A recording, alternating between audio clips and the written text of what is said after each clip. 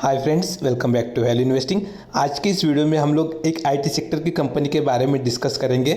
इससे पहले भी हम लोगों ने इस कंपनी के बारे में डिस्कस किया है और जब इसको डिस्कस किया था वहाँ से लेके अब तक यानी एक साल के अंदर ही इसने ऑलमोस्ट 300% के रिटर्न दे दिए है। आप ऑब्जर्व कर रहे होंगे कि लास्ट एक महीना से लेकर 6 मंथ में कई सारी आईटी इंडस्ट्री जो है उनके स्टॉक में हमें कुछ गिरावट दिखाई दे रही है। साथ में आईटी का जो इंडेक्स है अगर 1 मंथ में देखें तो लगभग 2% डाउन दिखाई देता है और 6 मंथ में अगर देखें तो लगभग ये 5% के आसपास डाउन दिखाई देता है। उसी कंपैरिजन में अगर इस कंपनी का परफॉर्मेंस देखें तो इस कंपनी ने 1 मंथ में, जो कि एक बहुत ही शॉर्ट टर्म का पीरियड होता है, उसमें इसने 14% के रिटर्न दिए है। और अगर हम लोग इसका 6 मंथ का परफॉर्मेंस देखें तो स्टॉक ऑलमोस्ट 2 टाइम्स हुआ है। अभी इसको कवर करने का रीज़न क्या है उसको भी हम लोग थोड़ा सा डिस्कस करेंगे। वीडियो काफ़ी इंपॉर्टेंट होगा, कई सारी चीज़ें डिटेल्स में बताई जाएगी। फिलहाल इस कंपनी का नाम आपने यहाँ पे पढ़ लिया होगा, अगर नहीं पढ़ा है तो इसका नाम है इन्फोबिस टेक्नोलॉजीज लिमिटेड। अगर कंपनी का लॉन्ग टर्म का अगर परफॉर्मेंस देखें यहाँ पे, लॉन्ग टर्म तो यहाँ पे दिखाई नहीं देगा, मैं 5 ईयर्स का सिलेक्ट करता हूँ या 5 ईयर्स से यहाँ पे दिखाई देगा। तो यहाँ पे ये जो येलो कलर का चार्ट है इस पर्टिकुलर कंपनी का है और ब्लू कलर का पर्टिकुलरली निफ्टी आईटी इंडेक्स का चार्ट है। ठीक है, तो आईटी इंडेक्स हमें स्मूथली अब जाते हुए दिखाई देता है, लेकिन यहाँ पे थोड़ा सा इस स्टॉक में हमें वोलेटिलिटी दिखाई देती है। इसके पीछे का रीज़न क्या है मैं आपको बताता हूँ। इस कंपनी का जब ये यहाँ पे ऑलमोस्ट मुझे लग रहा है, अगर हम लोग 1 मिनट ओके यहाँ पे अगर देखें तो इसका प्राइस 61 था, तो इस टाइम पे ऑलमोस्ट कंपनी का मार्केट कैप था 150 करोड़ का। अभी इतनी छोटी जो कंपनी होती है जो माइक्रो कैप में फॉल करती है तो उस कंपनी का हो सकता है कि प्रॉफिट या फिर सेल्स वगैरह वैरी कर सके। अगर वैरी नहीं भी करता है तब भी अगर मार्केट में प्रेशर बनता है ना तो डेफिनेटली उस टाइम पे आपको मतलब यहाँ पे सेलिंग प्रेशर दिखाई देगा। और किसी क्वार्टर के अगर रिजल्ट खराब आते हैं तो डेफिनेटली उस टाइम पे भी इसमें पिटाई होने के चांसेस रहते हैं। लेकिन अगर कंपनी अच्छे खासे रिजल्ट अगर पोस्ट करते तो उस टाइम पे डेफिनेटली इसके स्टॉक प्राइस में अप्रिसिएशन होता हुआ दिखाई देता है। वही कुछ यहाँ पे हुआ है। जिस टाइम पे हम लोगों ने डिस्कस किया था उस टाइम पे इसका वाला प्राइस चल रहा था ऑलमोस्ट 200 के आसपास। वो वाला पीरियड है लास्ट के मई महीना में, ऑलमोस्ट अप्रैल मई में। तो 200 से अभी ये स्टॉक ऑलमोस्ट 800 के आसपास चला गया था। All time high I believe इसका वाला 800 का हो गया है और ये इससे भी ऊपर जाने की कैपेबिलिटी रखता है। ऐसे क्यों है मैं आपको अभी एक्सप्लेन करता हूँ। कंपनी के पैरामीटर स्टडी करने से पहले हमें देखना चाहिए कि कंपनी किस बिजनेस में काम करती है। ठीक है, तो मेनली इनका वाला जो फोकस है वो है डिजिटल ट्रांसफॉर्मेशन के ऊपर और इसके अंडर इनके काफ़ी सारी ऑफरिंग्स है। 4 से लेकर 5 अलग अलग बिजनेस सेगमेंट यहाँ पे दिखाई देते हैं, जिसमें से अगर हम लोग कुछ सेगमेंट देखें तो जैसे यहाँ पे डिजिटल ट्रांसफॉर्मेशन, प्रोडक्ट इंजीनियरिंग। यहाँ पे अगर आपको इन डेप्थ में देखना है तो आप डेफिनेटली इसके साइट को विजिट करके आप स्टडी कर सकते हैं। जनरली जो मतलब कॉमन जो एक ये होता है मतलब आईटी इंडस्ट्री होता है तो उनका जो बिजनेस मॉडल होता है सिमिलरली इस कंपनी का उसी टाइप का है। डिजिटल पे ज़्यादातर फोकस है, इसलिए इसको हो सकता है कि आने वाले टाइम पे और भी ज़्यादा पी रेशियो में रेटिंग मिल जाए। ऑलरेडी मिला है, वो हम लोग जब पैरामीटर डिस्कस करेंगे उस टाइम पे इसको स्टडी करेंगे। तो डिजिटल ट्रांसफॉर्मेशन में वही है कि आपका मतलब जो बिजनेस जो मतलब ट्रेडिशनल बिजनेस थे उसको आपको वो आपको डिजिटली ट्रांसफॉर्म करके देंगे। प्रोडक्ट इंजीनियरिंग में आपको जैसा चाहिए वैसा प्रोडक्ट बना के दे सकते हैं। ओपन टेक्स्ट में भी कुछ इनकी वाली ऑफरिंग्स आती है। सेल्स फोर्स में जो सेल्स रिलेटेड ऑफरिंग है इनकी वाली, जो भी मतलब अलग अलग इंडस्ट्री जो सेल्स के जो प्रोडक्ट वगैरह मतलब जो होता है उनका वाला जो ये बेसिकली हम लोग बोल सकते हैं कि जो सेल्स का कस्टमाइजेशन होता है ना, क्योंकि हर इंडस्ट्री को प्रोडक्ट बेचना है तो सेल्स फोर्स के थ्रू होगा, तो इसमें भी इनकी वाली ऑफरिंग है। अगेन ये सर्विस नाउ ये पर्टिकुलरली ऑर्गेनाइजेशन लेवल पे होता है, अलग अलग इसके अंडर में प्रोडक्ट्स आते हैं जिसमें कि मतलब एक तरीके से ट्रैकिंग वगैरह अच्छा हो जाता है। तो बेसिकली इनका वाला ज़्यादातर फोकस होता है कि जो ये वाली इंडस्ट्रीज है जिनको भी हम लोग क्लाउड पे लेके आ सकते हैं या फिर जिनको ट्रेडिशनल बिजनेस से थोड़ा सा शिफ्ट होके डिजिटलाइजेशन की तरफ जाना है तो वो डेफिनेटली मतलब इस कंपनी की तरफ अप्रोच करते हैं। इस टाइप का ये कंपनी का बिजनेस है। अगेन यहाँ पे ऑटोमेशन आप देख सकते हैं, अगेन क्लाउड के ऊपर भी ये काम करते हैं। अमेजोन वेब सर्विसेज, अजर, गूगल, इनके वाले क्लाउड सर्विसेज पे ये कंपनी काम करती है।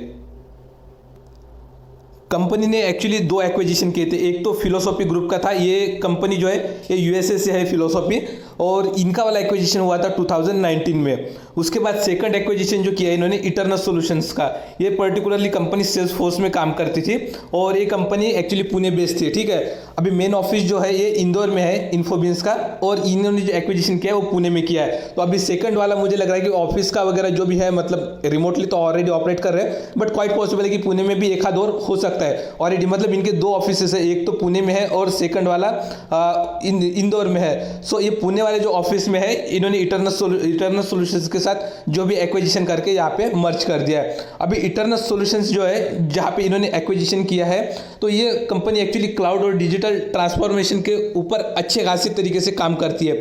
और इसका मैंने जब इटर्नल सॉल्यूशन का ये देखा ऑपरेटिंग प्रॉफिट मार्जिन, तो वो मोर देन 25% है, ओपीएम बोल रहा हूँ मैं, ठीक है। सो ये ओपीएम जो है वो मोर देन 25% है। ये लगभग मुझे लग रहा है मतलब जो लास्ट क्वार्टर था ये मोर देन 30% था, बट एक जुलाई में बता रहा हूँ कि मोर देन 25% मेंटेन रहने का चांसेस रहेगा।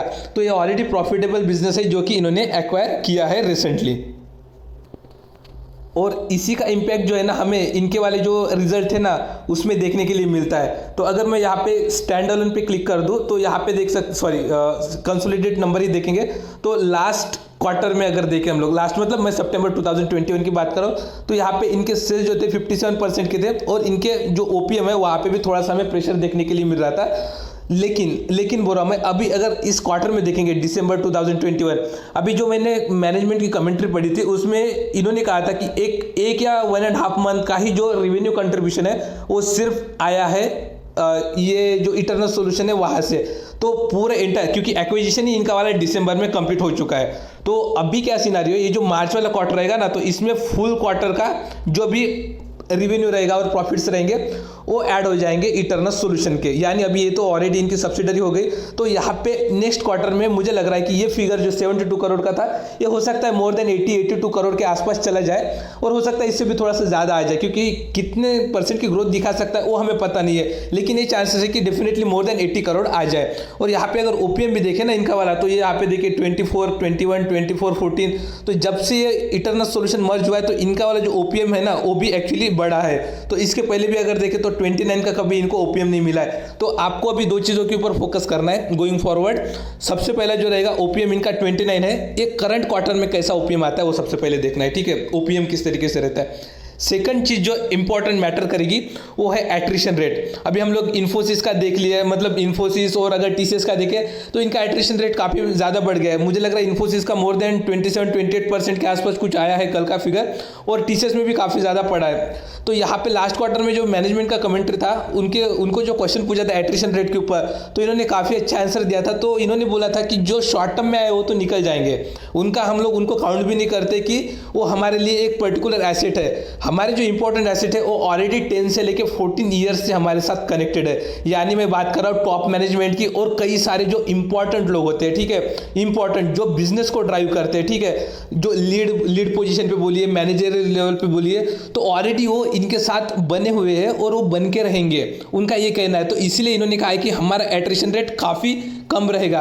और ये वाला हमें फिगर पता भी चलेगा किस तरीके का ऑपरेटिंग प्रॉफिट मार्जिन और किस तरीके का नेट प्रॉफिट इस क्वार्टर में निकल के आता है, उससे हमें थोड़ा सा आइडिया आ जाएगा।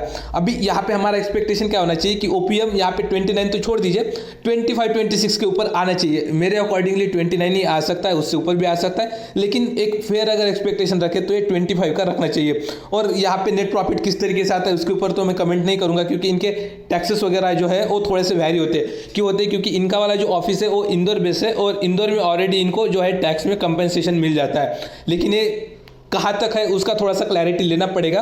और गोइंग फॉरवर्ड अगर ये टैक्सेस का अगर परसेंटेज अगर बढ़ जाता है तो क्वाइट पॉसिबल है कि उस टाइम पे हमें थोड़ा सा प्रॉफिट में डेंट भी देखने के लिए मिल सकता है। मतलब प्रॉफिट में ग्रोथ बहुत ज़्यादा नहीं होगी, लेकिन ये बात है कि ग्रोथ वगैरह आने के चांसेस रहेंगे। टैक्स के अकॉर्डिंगली थोड़ा बहुत प्लस माइनस चेंजेस हो सकते हैं, जो मैं पॉजिटिव है निगेटिव मैं दोनों भी आपको बता रहा हूँ। तो यहाँ पर अगर हम लोग देखें इसका वाला पी रेशो, तो इसको करीब मैंने 200 के प्राइस पे ये किया था, कवर किया था लास्ट टाइम। सो 200 के प्राइस पे मुझे लग रहा है इसका वाला पी रेशियो कुछ 15 के आसपास चल रहा था। 200 का प्राइस, एक मिनट मुझे देखने दीजिए।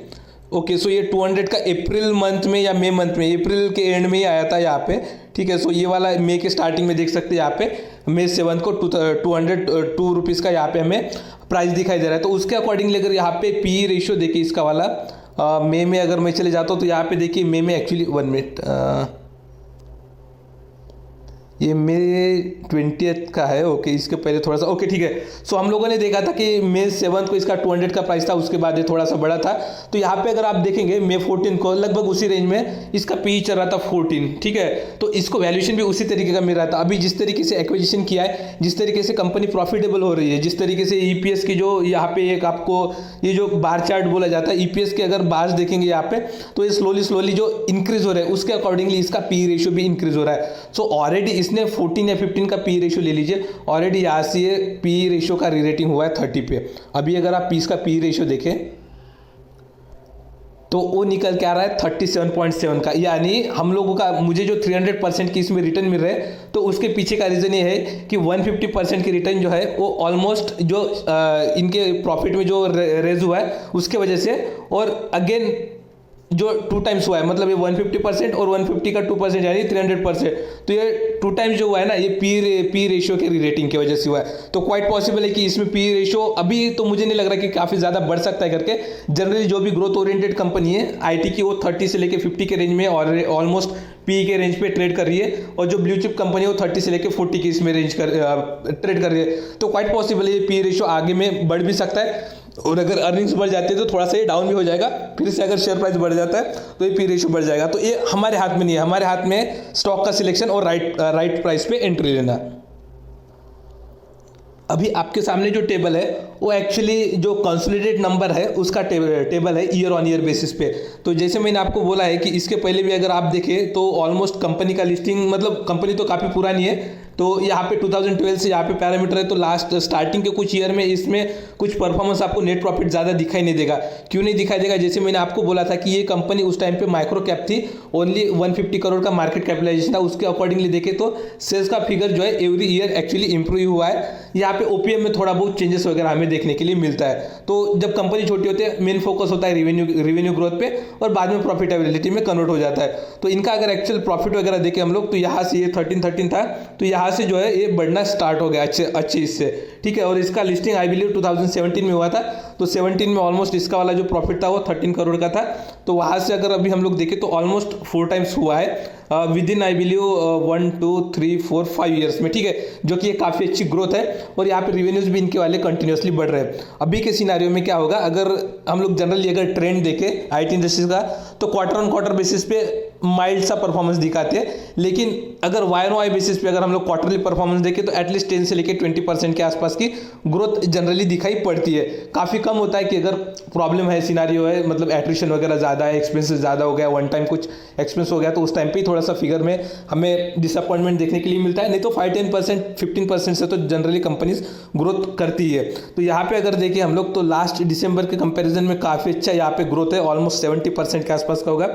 और यहाँ पे प्रॉफिटेबिलिटी में भी अच्छा खासा इंक्रीमेंट यहाँ पे दिखाई पड़ता है। अभी के सिनारियो में क्या हो सकता है, मुझे लग रहा है कि अगर ये देखिए यहाँ पे ये करंट क्वार्टर की जो फिगर है ना, उसी को अगर हम लोग रेप्लिकेट कर दे फॉर द कमिंग 4 क्वार्टर, इससे ज़्यादा ही फिगर आएंगे। क्योंकि ऑलरेडी जैसे मैंने बोला था कि जो इटर्नल सॉल्यूशन है इसको जो एक्वायर किया है उसका फिगर अभी मार्च में ऐड होगा। उसके बाद जो आगे के क्वार्टर रहेंगे तो जिस तरीके का ग्रोथ कंपनी दिखाएगी तो इससे बेटर नंबर आने के चांसेस है। तो यहाँ पे जो ईपीएस इनका वाला 7.06 का आ रहा है, अगर ये वाला हम लोग मल्टीप्लाइड बाय 4 करें 28 आ जाता है। और अगर हम लोग देखें कि वाई ऑन वाई बेसिस पे तो ऑलरेडी कंपनी फिगर तो इंप्रूव करती है, तो ये 28 का अगर मैं 32 भी अगर ईपीएस पकड़ लूँ ना, तो उसके अकॉर्डिंगली मान लेते 30 का है। और ये वाला अभी पी रेशियो जो इसका वाला 38 चल रहा है, अभी कैलकुलेशन ईजी होने के लिए 40 पकड़ लेते हैं, तो इसका वाला अगर देखें तो 1200 का प्राइस निकल के आता है। मैं मानता हूँ कि ये जो ईपीएस है, सॉरी पी रेशियो है, ये 35 आ सकता है। ये वाला तो सेम ही रहेगा, तो 3 × 3 900 और 5 यानी 1050 के आसपास की लेवल। यानी एनी हाउ ये हो सकता है कि अगर कंपनी के अगर क्वार्टरली ग्रोथ ऐसी रही, ठीक है, तो क्वाइट पॉसिबल है कि ये शेयर हमें 900 से लेके 1200 के रेंज में आने वाले 1 साल में ये ट्रेड करता हुआ दिखाई दे। ऑलरेडी ये शेयर 800 के ऑल टाइम हाई पे चला गया था।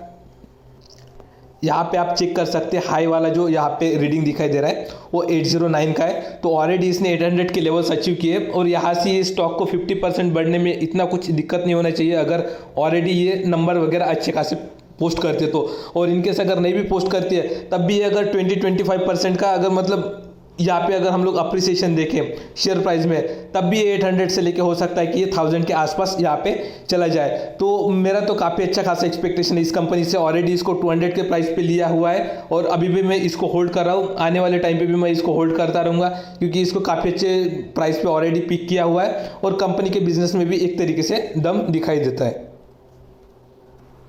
अभी के डेट में अगर इसका वाला मार्केट कैप देखें तो ऑलमोस्ट 1800 करोड़ 1900 करोड़ के आसपास दिखाई पड़ता है और प्रमोटर होल्डिंग भी मोर देन 74% या 74.6% है और company actually free cash flow भी जनरेट कर पाती है, जो कि एक हेल्प करेगा इनको फर्दर एक्विजिशन वगैरह करने के लिए। और जनरली हम लोग जो रिटर्न रेशियो में ROCE का फिगर देखते हैं, ठीक है, जो कि मतलब जो भी कैपिटल लगाया जाता है उसके ऊपर कंपनी अर्न कितना कर रही है, ठीक है। तो वहाँ पे अगर हम लोग देखें मार्च 2013 में ये 58% था। इसको तो हम लोग जुनाइनली कैलकुलेट नहीं कर सकते क्योंकि ऑलरेडी इस टाइम पे कंपनी का बेस काफ़ी लो था, तो ये वाला फिगर एक्चुअली सही हमें इंडिकेशन नहीं देगा। बट आगे में भी देखें तो 40%, 25, 45, 23, तो जनरली जो मैं मानता हूँ कि ये अगर मोर देन 20% का मेंटेन हो जाता है काफ़ी बढ़िया बात है ऑलरेडी, क्योंकि कंपनी कैश फ्लो से जनरली ये जो रिटर्न्स है वो काफ़ी अच्छे निकालती रहेगी। तो ऑलरेडी मुझे लगता है कि कमिंग टाइम में ये वाला मोर देन 20% का ये फिगर मेंटेन होगा। ये लास्ट के 1-2 ईयर में जो भी मतलब थोड़े से चैलेंजेस वगैरह आए थे उसके वजह से थोड़ा सा ये फिगर डिस्टर्ब हुआ है, बट आने वाले टाइम पे हो सकता है कि ये इंप्रूव हो जाए। अभी अगर हम लोग इसके चार्ट को थोड़ा सा अगर स्टडी करें तो आपको पता चलेगा कि ये स्टॉक एक्चुअली 3 से लेके 4 महीने तक ना ऑलमोस्ट ये वाला ASM लिस्ट में था। आपको वैसे पता नहीं चलेगा, यहाँ पे देखिए 7/1/2021 है और ये 11/1/2021 यानी 7 से लेके 11 यानी ऑलमोस्ट 4 मंथ्स है। ये 4 मंथ ऑलमोस्ट ये वाला ASM लिस्ट में था, ठीक है, क्योंकि ऑलरेडी ये मेरे पास था ये स्टॉक, तो मैं इसको क्लोजली मॉनिटर कर रहा था। तो ये 4 मंथ में अगर आप देखें तो इसने जो अपने all time high level achieve किए थे उस टाइम पे 450 के आसपास से, तो वहाँ से ये करेक्ट होके ऑलमोस्ट 370 380 के प्राइस पे आया था। तो यहाँ पे ये वाला देख सकते हैं आप। और उसके बाद जैसे ये निकल गया तो दोबारा से ये स्टॉक ने ऑल टाइम हाई अचीव किए थे और उसके बाद दोबारा से ASM में गया था, यानी ऑलमोस्ट ये 5 से लेके 6 महीना ऑलमोस्ट ASM में रहा है, फिर भी इसके वाले रिटर्न जो है ना वो 300% है। अगर हम लोग 200 के प्राइस से देखें तो डेफिनेटली 300 दिखाई देता है 300%, और उसके पहले देखें तो ऑलमोस्ट अच्छा खासा यहाँ पे दिखाई देता है। तो हम लोग जनरली अभी ऑलरेडी ये वाला अप्रैल महीना चल रहा है, तो हम लोग 1 ईयर का अगर पकड़े तो मई से लेके अगर अप्रैल पकड़े तो ये लास्ट मई में जो इसका प्राइस चल रहा था, तो यहाँ पे आप देख सकते हैं मई का मैं फिगर ओपन करता हूँ। सो अप्रैल ये 3rd ये यहाँ पे मई का फिगर है, ठीक है। तो यहाँ पे देख सकते हैं आप 200 का प्राइस है। यहाँ पे ऑलमोस्ट हम लोगों ने पिक किया था और यहाँ पे ये वाला जो रेड कैंडल या ग्रीन कैंडल आपको यहाँ पे दिखाई दे रहा है। सो यहाँ पे जो है कंपनी का एक्चुअली ये बायबैक का ऑफर लाया था प्रमोटर ने, तो प्रमोटर ने ऑलमोस्ट 237 के प्राइस पे कई सारे शेयर बायबैक कर लिए कंपनी के, मतलब इसका बेनिफिट सभी शेयर होल्डर को मिलेगा, सिर्फ प्रमोटर को ही नहीं है। तो ऑलरेडी कंपनी ने ये ऑलमोस्ट 237 के प्राइस पे शेयर्स बायबैक किए और आज इसका प्राइस चल रहा है 800, ठीक है। सो ये होता है दोस्तों कि मतलब अच्छी कंपनी के साथ आप बने रहते हैं तो डेफिनेटली आपको मल्टी बैगर रिटर्न्स आने वाले टाइम पे मिलने के चांसेस काफ़ी ज़्यादा रहते हैं। तो ये वाला ASM पीरियड खत्म होने के बाद आप देख सकते हैं एक अलग लेवल की यहाँ पे तेज़ी दिखाई दी थी, जो कि यहाँ से ASM में आउट होने के बाद 600 के लेवल्स पे ऑलरेडी जाता हुआ दिखाई दे रहा था और दोबारा से इटर्नल्स का एक्विजिशन हुआ, कंपनी के नंबर्स अच्छे आ गए, तो ऑलमोस्ट इसने नेक्स्ट अपने जो ऑल टाइम हाई है वो लगाए जो कि निकल के आते 800 के लेवल्स। और इसके बाद मैं ये रीइटरेट कर रहा हूँ कि जो इनके वाले जो सेल्स के फिगर है वो मोर देन 80-85 करोड़ अगर आ जाते हैं और फिगर जो प्रॉफिट के फिगर 17 थे ये अगर अच्छे खासे परसेंटेज से इंप्रूव हो जाते हैं 20-25% से 30% से, तो उस टाइम पे डेफिनेटली आप याद रखिए कि ये स्टॉक हमें 1000 के लेवल्स के ऊपर ट्रेड करता हुआ दिखाई देगा आने वाले टाइम पे। तो इसके ऊपर आपका बिल्कुल ध्यान देना चाहिए आपने। और अभी के लेवल पे तो आप डेफिनेटली इसमें इन्वेस्ट मत करिए क्योंकि ऑलमोस्ट ये वाला अपने ऑल टाइम हाई के आसपास यहाँ पे ये ट्रेड कर रहा है। सो बेस्ट स्ट्रैटेजी रहेगा कि आप सबसे पहले इसके वाले Q4 के रिजल्ट देखिए। Q4 के रिजल्ट अगर एज एक्सपेक्टेड अगर आ गए तो डेफिनेटली इसमें 1000 के लेवल्स मिलेंगे। फिर अगर आप इसको थोड़ा सा आपको निचले लेवल पे मिल जाता है, जनरली ये अपने ऑलमोस्ट 50 डे के EMA पे आ ही रहा है, तो वो लेवल यहाँ पे दिखाई दे रहे हैं लगभग या 670 के आसपास, ठीक है, 660 670। तो आप इसमें उस टाइम पे पोजीशन बनाने के बारे में सोच सकते हैं। मुझे जहाँ तक लग रहा है इनके Q4 के फिगर काफ़ी अच्छे आएंगे, और अगर फिगर अच्छा आते तो डेफिनेटली वो हो सकता है कि इन्वेस्टमेंट करने के लिए भी मौका ना दे। और अगर यहाँ पे अगर मौका मिल जाता है, इस प्राइस पे अगर आ जाता है, या फिर बोल सकते कि यहाँ पे 700 के प्राइस पे भी मिल गया, तो भी आप इन्वेस्ट कर सकते, क्योंकि 700 पे अगर आप इन्वेस्ट करते और एज एक्सपेक्टेड अगर Q4 के अर्निंग्स अगर अच्छे रहते तो यहाँ से भी आपको 700 के इसमें अगर 50% दिखे तो ये 1050 आ जाता है, यानी स्टिल आपको 50% के रिटर्न्स विद इन 1 ईयर मिल सकते हैं। विद इन 1 ईयर 50% के रिटर्न निकालना कोई आसान बात नहीं होती है।